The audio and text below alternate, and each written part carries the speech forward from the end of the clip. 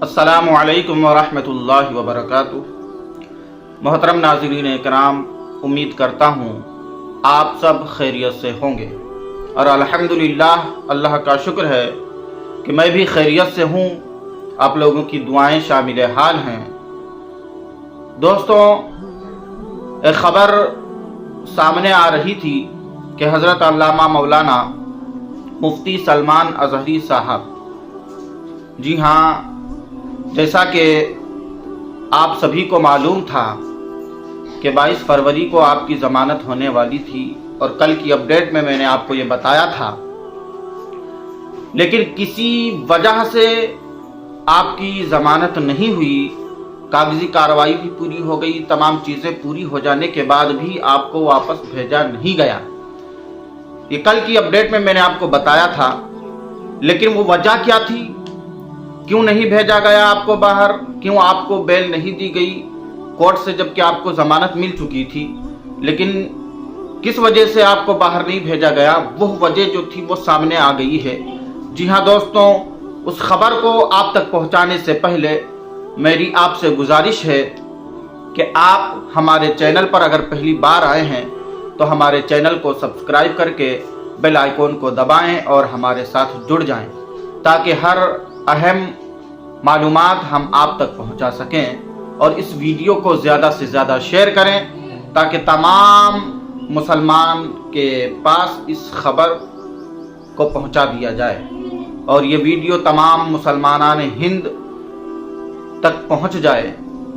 चलिए दोस्तों, अब वो अहम खबर क्या है और किस वजह से हज़रत अल्लामा मौलाना मुफ्ती सलमान अज़हरी साहब को वापस नहीं भेजा गया, उसके ताल्लुक़ से मैं आपको बता दूं कि पासा एक्ट, जो पासा एक्ट है वो हज़रत मुफ्ती सलमान अज़हरी साहब किबला पर लगा दिया गया है।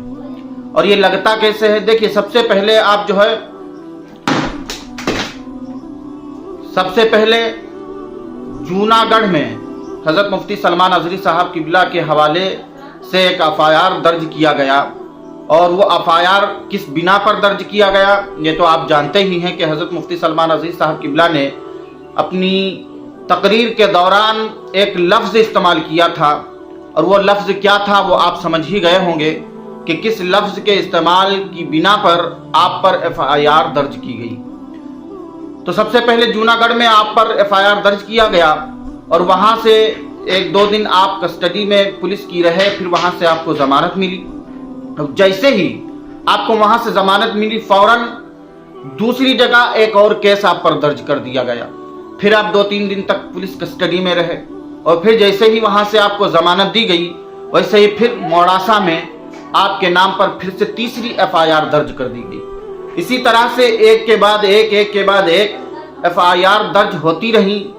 तो आखिरी जो तीसरी एफआईआर थी मोड़ासा से, वहाँ से जब आप पर एफआईआर की गई और पुलिस कस्टडी ने आपको हिरासत में लिया, पुलिस ने आपको अपनी कस्टडी में लिया और फिर 2-3 दिन आपने पुलिस कस्टडी में गुजारे। उसके बाद में कोर्ट में सुनवाई हुई, फिर आपको वहाँ से भी ज़मानत मिल गई। अब जैसे ही आपको वहाँ से ज़मानत मिली, साबरमती जेल में जो कागज़ी कार्रवाई पूरी होनी थी वो सारी की सारी कार्रवाई पूरी होने ही वाली थी, लगभग हो गई थी, लेकिन इतने ही में ज़िला कलेक्टर, जी हाँ, जो ज़िला कलेक्टर होता है डीएम, तो उसने जो है एक चाल चली और उस चाल में पासा कानून का इस्तेमाल किया गया और उसी कानून के तहत आपको दोबारा फिर से कस्टडी में ले लिया गया। और ये कानून जो है, ये पासा कानून, ये उस वक्त लगाया जाता है कि जब राज्य में दंगे होने का खतरा होता है, में बुराइयां फैल जाती हैं। मिसाल के तौर पे ये उस शख्स पर ये एक्ट लगाया जाता है जो बहुत, जिससे ज़्यादा समाज को खतरा हो जाता है, दंगे करवा देगा, लड़ाई करवा देगा, चोरी, जिना, यौन शोषण और बलात्कार, ऐसे ना जाने कैसे कैसे वो जो है जुल्म लोगों पर करता है। ऐसा शख्स जो खुले आम बाहर नहीं रह सकता, जिसकी इजाज़त कानून नहीं देता है, ऐसे शख्स पर ये एक्ट लगाया जाता है। اور یہی ایکٹ کا استعمال حضرت مفتی سلمان اظہری صاحب قبلہ کے لیے کیا گیا ہے۔ اور اس ایکٹ کے تحت، جی ہاں، اس ایکٹ کے تحت میں آپ کو بتا دوں کہ حضرت مفتی سلمان اظہری صاحب قبلہ کو 1 مہینے سے لے کر 1 سال تک کی جیل جانا پڑ سکتا ہے۔ جی ہاں، سب سے اہم جو اس خبر کا جو حصہ ہے وہ یہی ہے کہ جب ایکٹ یہ لگایا گیا ہے تو یہ ایکٹ جو ہے اسی وجہ سے لگایا گیا ہے کہ آپ کو کم سے کم 1 مہینے یا 1 سال تک جیل میں رکھا جائے۔ یہی ان کی پلاننگ ہے، یہی ان کی جو ہے پوری کی پوری پلاننگ کے تحت یہ کام پورا انجام دیا جا رہا ہے۔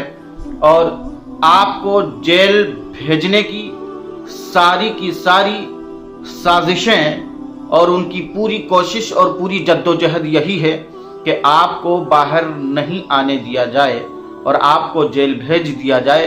اسی لیے اس قانون کا انہوں نے اس ایکٹ کا استعمال کیا ہے۔ میرے دوستوں، اللہ تبارک و تعالیٰ کی بارگاہ میں ہم اور آپ دعا کریں کہ اللہ تعالیٰ کوئی ایسے اسباب پیدا فرمائے جس سے حضرت مفتی سلمان اظہری صاحب قبلہ کی رہائی ہو سکے۔ میرے عزیزوں، میری آپ سے گزارش ہے کہ اس ویڈیو کو زیادہ سے زیادہ شیئر کریں اور اس چینل کو سبسکرائب کریں اور ہمارے ساتھ جڑ جائیں تاکہ ہر اہم اور معلومات ہم آپ تک پہنچا سکیں۔ میرے عزیز ساتھیوں، السلام علیکم ورحمۃ اللہ وبرکاتہ۔